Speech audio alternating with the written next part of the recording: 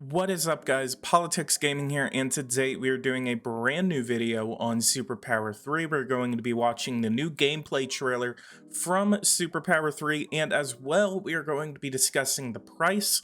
We are going to be discussing the day that it comes out, and we are also going to be discussing other factors that are going into release. So guys, leave a like, subscribe to the channel if you are new. I am looking to hit 10,000 subscribers as I am in a competition with another French YouTuber. I am doing a giveaway of Power and Revolution Geopolitical Simulator for a geopolitical game at 6,500 subscribers, and as well I am doing a $100 giveaway at 10,000 subscribers, so don't miss it. Go ahead and subscribe to the channel if you guys are new here. I know a lot of SuperPower players out there have not discovered my channel yet, so again, subscribe to the channel and let's go ahead and watch this trailer.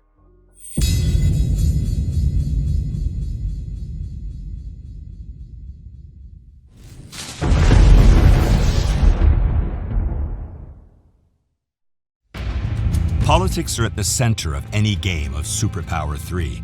After all, you are a politician, a head of state in charge of your country. You will make decisions affecting your fellow citizens and affecting the relations of your nation with the rest of the world.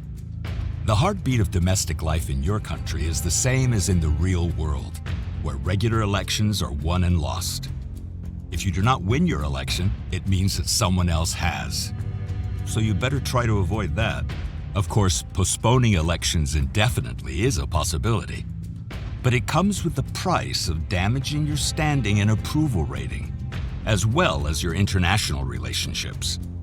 The better way is simple: to win elections. Going rogue and outlawing the opposition also comes with varying degrees of consequences. Although it might seem harder, the best way is to be liked by your population. The way to achieve that is to provide the social, political, and economic stability and prosperity they desire. A population facing poverty, inequality, or even starvation will likely not look kindly on their leader who keeps them in this situation. On the international stage, the decisions are sometimes more difficult. With whom do you want to increase your relationship in order to sell or buy resources? Who do you try to move away from? How to manage these relationships can quickly become quite a maze to navigate. Remember that many things are connected, and the one link they all share is politics. You manage the population, you make or break the economic treaties and decide where to invest, and you decide on military relationships, alliances, and foes. Treaties can be a complex affair, where you can combine multiple elements from bribing to threatening and everything in between other countries to achieve your political goals at home and abroad. Your political decisions in SuperPower 3 will have the greatest impact on the fate of your nation.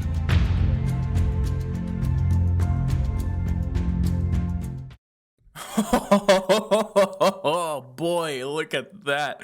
Oh, that looks so beautiful. Let's go ahead and go back to the beginning. We're going to go through each and every one of these in detail. By the way, if you're just kind of here for some of the release dates, some of the more important information, October 7th. It is September 15th at the recording of this video, and this game comes out October 7th. That is insane. I cannot believe that is actually coming out. Okay, so here's the character creator. So I think we've already seen screenshots of it, but this looks a lot better than it did like last year, whenever it first came out, whenever it first got announced. And you guys saw my beautiful reaction to that. If you haven't, go ahead and click the link right here. So we have the name, the age, we have the language that they speak and the religion that they practice. And if you want to play a certain country, you can come over here and click random for whatever country selection you have, which is Kazakhstan. So then you can click that, and then you'll see all these ethnic countries right here by the ethnicity and religion that you chose. So we have reset character default, we have the name, we can save our character, we can view the introduction. We can also pick their clothing, their headgear, their glasses, and then the opacity of those glasses. Let's go ahead and so we have a different character right here. This is still Kazakhstan, but he's Albanian and an other Muslim religion. So we have the Aborigines, Southeastern African, Melanesians, Mediterranean, Southeastern Europeans, Siberians, Polynesians, Native Americans, Asian, Central Asians, European complex, Nordics, Melanids, and Melano-Africans. And then the first bit of gameplay that we have right here, we have international, we have the next election, we have IVR right here, and then we have philosophy of our government, I guess. And then allies, we have our allies, so it shows that our allies are Argentina, Chile, Colombia, and Costa Rica. And then we actually have enemies right here, which can we see what our enemies are? No. We do see our first look at the politics tab of SuperPower 3. So we have the Netherlands is making an open cultural exchange with, I believe, yeah, that's Austria. And then the Netherlands is also asking for military trespassing to Costa Rica. And as well, they are also asking for humanitarian exchanges for Brazil. And then we see on the right, we have our national information. So we are a multi-party democracy, and we are part of the Social Democratic Party in the Netherlands. Well, actually, yeah, this is the Netherlands. Yeah, Netherlands, okay. Our approval rating is 53.3%, and our stability is 87.3%. Next election is May 31st, 2023. And the months until the election is 49. And then we actually see the game runs. So we go as far back. I believe this goes as far back as 2018 from the screenshots that I remember before.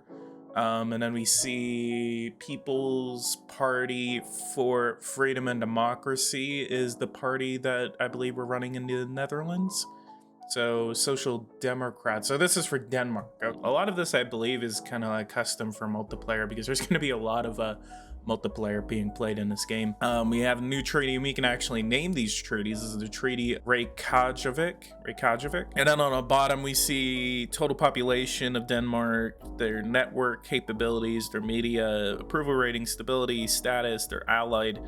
GDP is $1 trillion, balance is $20 billion. We have our economic sectors right here, primary, secondary, and tertiary. And then we have trade, 6 million, and then we have our military, so we're 39th ranked in the world. No nuclear power, and we're building no weapons as of right now. Then we go to the next, a little bit of that Mr. President guy, I can't even remember, what's his name, Mr. Superpower. Here's some of the gameplay right here. So this is what the world looks like. So we actually have nighttime right here. It looks really good. All of this was made in Unreal Engine. If you actually look, as the sun passes right over here, you can actually see the flags from Europe. So I believe that on the capital of each and every country will be their country's flag. That way it's easier to identify where their capital is or what country it is, or anything. You can actually see even the moon is 3D modeled right there, so it's very interesting to see that. And then we have internet right here. We have internet controls through the support tab. So this is I believe this is the politics tab. This is support, culture. We have network. We can open or close the network. We have level of control over the internet in our country, so we can have extreme, we have medium, or we have a low control over the internet in our country. And then here's the approval tab. We can actually see what it's doing over time. This actually looks pretty solid, honestly. Looks a lot better than it did before. Obviously a game in 2004 and a game in 2022 is just about 2023 by the time this comes out. It looks pretty solid, honestly. I like the way it looks. And then we have actually down here arable croplands. We have our budget for this sector, I believe. Maybe that's coming from the economic tab. I want to see the economic tab, honestly. Immigration we have opened, and we have 60. What is that? What did that? Go back. We have 68 million growth, population growth of 0.4%. Culture, the Republic, population 73. Let's see if I can go down just a tiny bit. Nope, that's not gonna work. Government 84.4%, and then the capital is Montevideo. And then over here on the right is actually very interesting. So these are gonna be, I believe these is going to be like some of the things that kind of go into your social, like your society. So what you're supposed to be controlling in this, and this kind of goes into the politics of it. A lot of these metrics right here, the PDI, the IDV, these are going to be kind of like accustomed to how your society works, I believe, because I can't remember what these stand for, but I definitely know these are kind of like society metrics. And then we can actually see where your government is and then where your people are right here. These are all just guesses, by the way, so I don't really have any official information on this. This is all just analysis right here. And go a little bit to the left. Nope, it's going to cut off there. And then selected country, Brazil, government, multi-party, Workers' Party, 47.3% approval, 33% stability. We have our philosophy right here. That's actually, I think that's what that was talking about, maybe, was philosophy. We have Argentina, Chile, Colombia, Costa Rica, and then our allies still over here. So here's are the options in the politics menu right here. So we have alliance, we have peace, we have ceasefire, we have war, and then we have history right here, our actions and our affinity. And then we have our options for state treaties right here, which is embassy, human development, cultural exchange, exchange of goods, and unit border crossing. So these are going to be the options that we're going to be able to open up with other countries. Maybe there's a couple of more hidden somewhere. We'll definitely check that out whenever the game comes out. I'm also trying to see if they want to do a giveaway for SuperPower 3 on release date. So hopefully they actually get back to me on that. And then we have the United States Democratic Party, Washington, D.C., October 31st, 2024. It's actually November, guys. Here we are here. So this is affinity. Okay, so this is going back to what we were talking about in the previous section. We have government, population, and then we have our PDI, IDV, MAS, UAI, LTO, and then here are the number metrics for that. So we can actually see right here, we can go to opposed political party. So we see the Republican Party right here. And then we can actually make them illegal. So that's going to be very interesting to see. But there's definitely going to be a change whenever you ban or unban political parties right here. We actually see that that we have internal laws right here. So we have freedom of speech, freedom of assembly, homosexuality, abortion, gay marriage, and reproductive freedom. So we can actually change the abortion laws. I believe that was still, all of these were still a thing in the previous one. Right here, it's a homosexuality and gay marriage. So you can actually ban gay marriage but still have legal homosexuality. Or, you know, that would be kind of funny if you had it vice versa, where it's like illegal homosexuality, but then gays can still get married. Maybe that'll be changed in a previous one. So that's the change from whenever you ban the Republican Party right there. And then right here, so we have, this is demography. I think this is what we were looking at not too long ago. This is demography. So we have population, culture, and support. So population action support 60.7%, and then we have media cultural support, and then we have right here, so we have the demographic groups in our country. So we have Hispanic, 61 million. I believe there's also going to be African Americans somewhere around here, and then we have our support from that demographic group. And so 10% of Hispanics actually like our party, which is that, I believe that's what we're looking at. We also have media control right here. So we actually see that the Los Angeles Sentinel, we have 5 different media groups that we can actually own, or we can close them, or anything like that. So it's going to be very interesting that we can actually kind of like go after specific media groups during our time as president. We also have selected country, and it shows us their demographic groups. So we have France right here selected. Immigration is open. 68 million people live there. Their population growth is 0.4%. We have their culture movements right here. The Republic on the Move support 48.3%. And then we have their internet controls right here. Internet is allowed and free. And then 56 million users, 82% of the population. We have their land use right here. So this is what this little circle pie chart right here is showing, is their land use. So we have arable croplands, forest area, urban area, other. And then we have our first look at the economic sectors right here. So we have resource management information, and we have cereals. We have the legality status, so we can actually ban cereals, and then just like, I guess that's how you start a famine in your country. Just that's going to be the reason that you invade other countries, is because they ban cereals or something like that. So unemployment is so we have land use, we have productivity, and then we can actually invest in the sector, I believe. So we can actually maybe give them like 20, 30, 40 billion dollars and then try to increase the production of it. Resource management, cereals, we can make it an illegal resource. So I wonder what the effects of that will be. And the AI actually even says that it would start a famine. So we do see that this is the, I really like that. I really like this little thing right here, honestly. It shows your stability and actually shows like on a line graph where it's going, and maybe where it could be going if things are going well. Another thing that we have right here in the military tab, I think this is the diplomacy tab. We have contested regions, so we actually see that we have way more allies than it was showing at first. Apparently, we're at war with Albania, Belgium, Bulgaria, and Croatia. So that's very interesting right here. We have contested regions right here. So I think, so in the previous development diary, I never made a video on this, so I go ahead and talk about it now.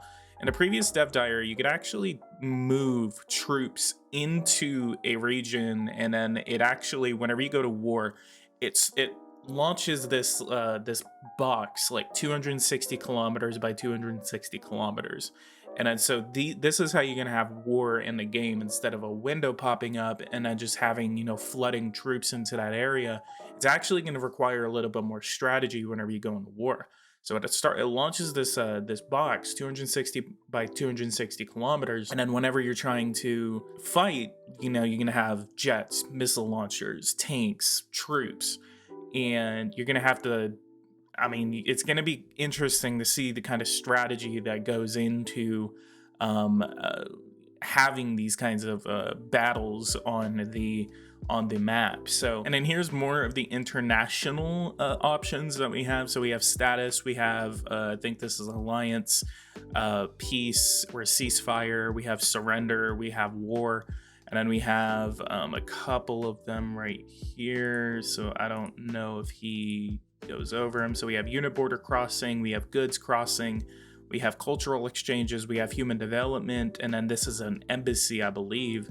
And then we also have more right here. We can give them monetary. So instead of having to go all the way over to the trade option like in SuperPower 2, we actually have a dedicated monetary option. This is going to be military hardware right here, and then I think this is military research. And then we actually have some special ones over here that's going to be, I don't know if he goes over it. Actually, no, he doesn't.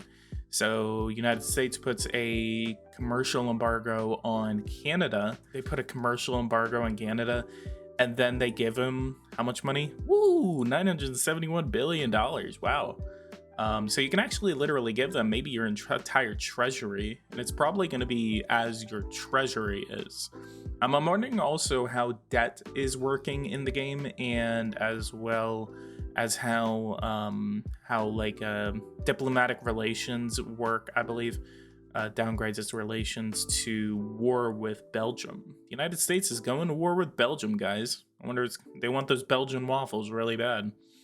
Albania has declared war on you, so this is what the war screen looks like whenever someone goes to war with you. So that's going to be very scary whenever you're in multiplayer, and then some just idiot, just one of the Korean guys just like comes in and declares war on you and launches nukes at you. I'm also very curious as to what the nukes look like, if they're still, you know, those big things we'll see what it looks like whenever it comes out.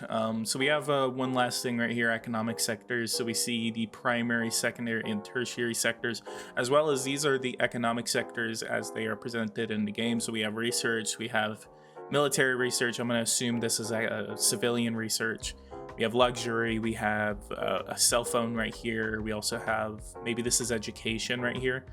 And then I think maybe we can invest in these, so they look clickable, so I would assume you can actually interact with them and invest in them as you did in SuperPower 2.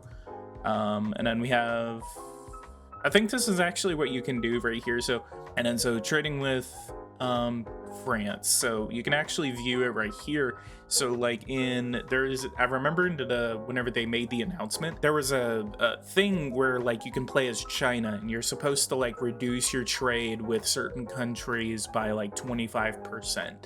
So I believe if you click this view option right here, you can actually interact with your trade on certain countries, and then you can actually say like import less from this country. It's kind of like waging some sort of economic war against a certain country. So if you want to trade less with France as the United States, for example, then you can actually click that view option and do that. But I really don't know. This is a lot of guesstimating right now.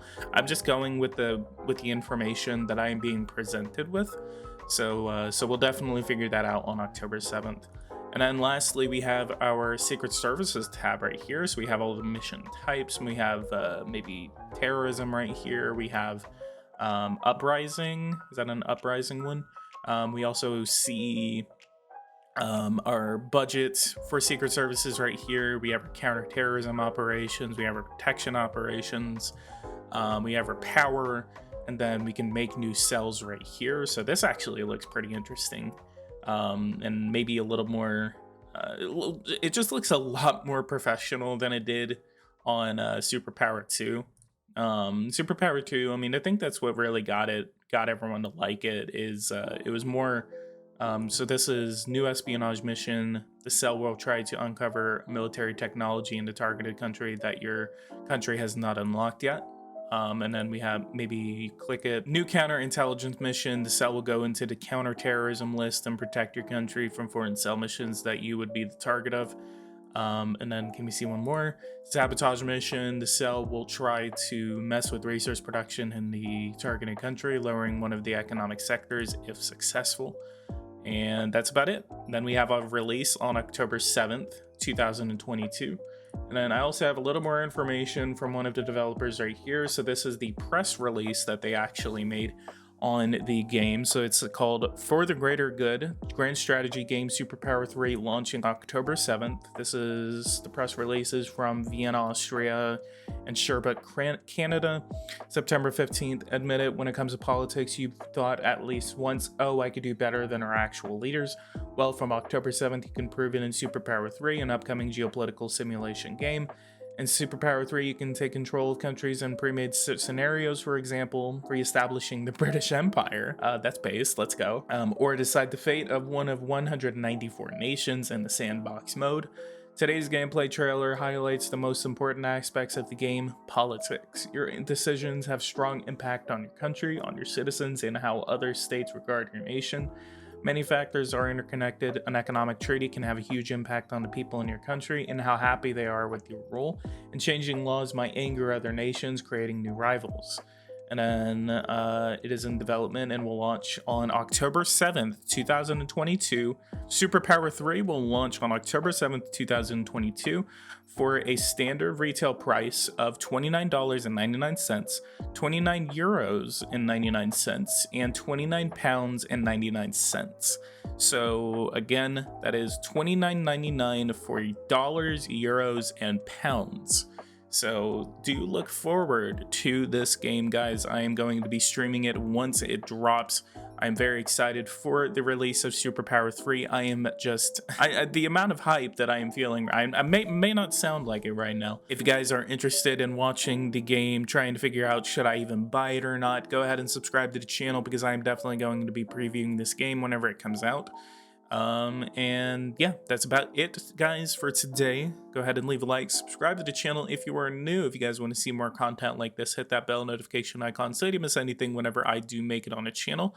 And if there are any more superpower announcements, I will be posting them to this channel within like a day of the announcement being made. So do subscribe to the channel, and I will be covering SuperPower 3 during its final phases of development and up to release day. So go ahead and leave a like, subscribe to the channel if you are new, and I'll see you guys in the next one. Thank you guys so much for watching this with me. Take care.